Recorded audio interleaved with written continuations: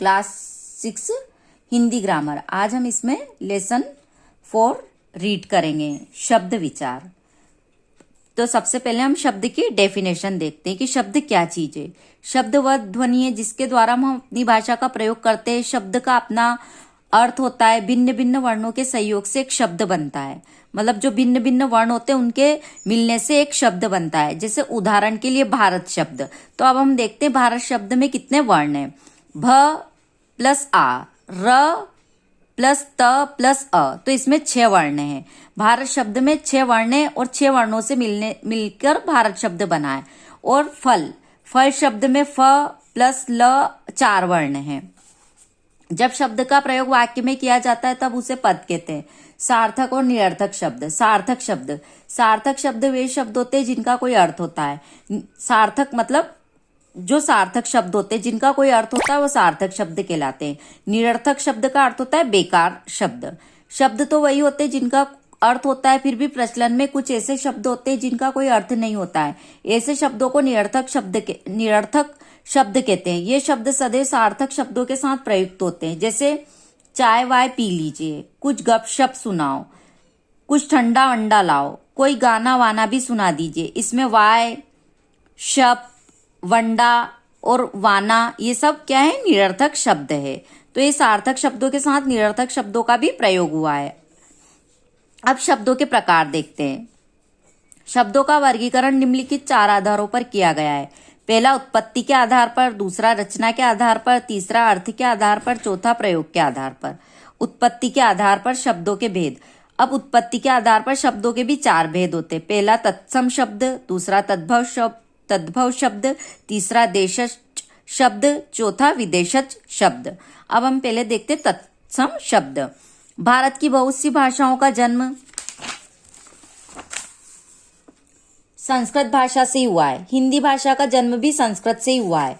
अतः हिंदी भाषा में संस्कृत के अनेक शब्द हैं और इन्हीं शब्दों को हम तत्सम शब्द कहते हैं। जो हिंदी भाषा हमारी उसमें संस्कृत के अनेक शब्द होते हैं और ये जो संस्कृत के शब्द होते हैं इनको हम तत्सम शब्द कहते हैं। अर्थात शुद्ध रूप जो होता है वो तत्सम शब्द कहलाता है। संस्कृत के वे शब्द जो बिना परिवर्तन के हिंदी में प्रयुक्त होते हैं तत्सम शब्द कहलाते हैं। जैसे बालक, सूर्य, मयूर, पुष्प, रात्रि आदि। अब तद्भव शब्द। संस्कृत के बहुत से शब्द अपने परिवर्तित रूप के साथ हिंदी भाषा में प्रयोग किए जाते हैं, उन्हें तद्भव शब्द कहते हैं। जैसे मोर, दूध, आग आदि। अब हम तत्सम और तद्भव शब्द देखते हैं। यहाँ पे एक तरफ सारे तत्सम शब्द है, दूसरी तरफ तद्भव शब्द है। जैसे तत्सम अंगुली, तद्भव है उसका उंगली। तत्सम है अग्नि, तो तद्भव शब्द है आग। इसी प्रकार से यहाँ तत्सम शुद्ध रूप है और फिर उनके तद्भव शब्द है। अब देखते हैं हम देशज शब्द।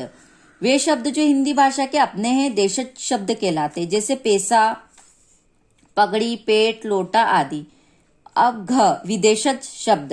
भारत में विभिन्न विदेशियों के आगमन के कारण उनकी भाषा के अपने शब्द हिंदी भाषा में आ गए हैं। विदेशी भाषाओं के शब्द जिनका प्रयोग हिंदी भाषा में हुआ है वे विदेशज शब्द कहलाते हैं। जैसे अंग्रेजी शब्द क्या है, पेंसिल, कॉपी, स्कूल आदि। अरबी शब्द अमीर, वकील, कागज। फारसी शब्द मुर्गा, चश्मा, दुकान। तुर्की शब्द क्या है, चाकू, तोप, बंदूक।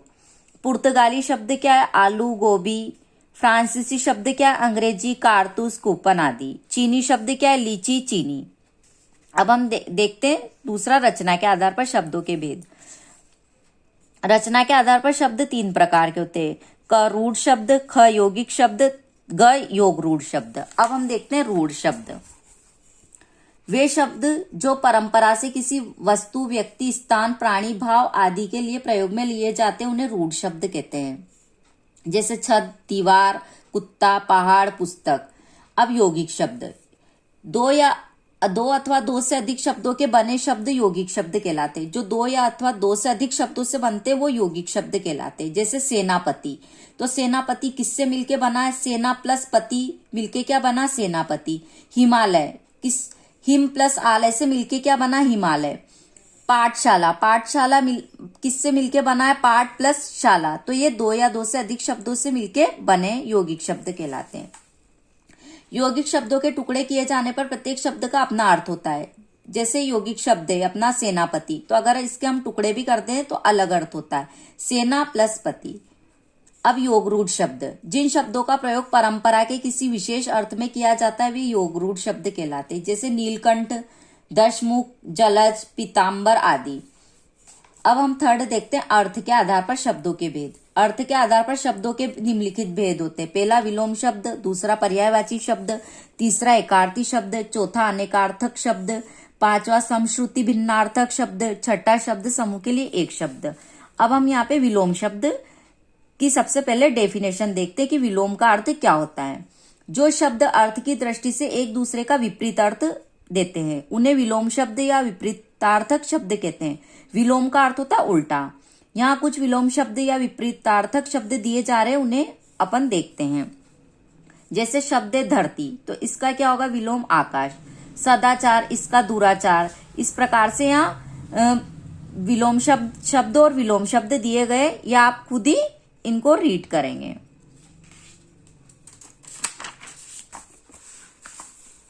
अब हम देखते हैं पर्यायवाची शब्द। एक सा अर्थ बताने वाले शब्दों को पर्यायवाची शब्द कहते हैं। पर्यायवाची शब्दों के अर्थ में और प्रयोग में कभी कभी अंतर होता है। प्रयोग करते समय इसका उचित ध्यान रखना चाहिए। ऐसा न करने से कभी कभी वाक्य गलत बन जाते हैं, क्योंकि पूर्ण पर्यायवाची शब्द भाषा में बहुत कम होते हैं।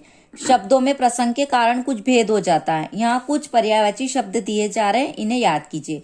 पर्याय का अर्थ होता है समान, मतलब एक ही जो शब्द है उसके समान अर्थ होते हैं, वो पर्यायवाची शब्द कहलाते हैं। जैसे शब्द है अपना असुर, इसका पर्यायवाची क्या बनेगा राक्षस, दानव, दैत्य।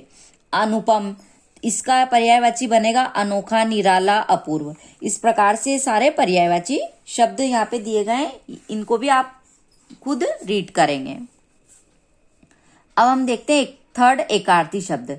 जिन शब्दों का एक ही अर्थ होता है उन्हें एकार्थी शब्द कहते हैं। जैसे इंदिरा गांधी, अलीगढ़, जनवरी, मंगल, ये जो शब्द इनके एक ही अर्थ होते हैं वो एकार्थी शब्द कहलाते हैं। अब हम इसका जो सेकंड पार्ट है इस चैप्टर का वो नेक्स्ट वीडियो में रीड करेंगे।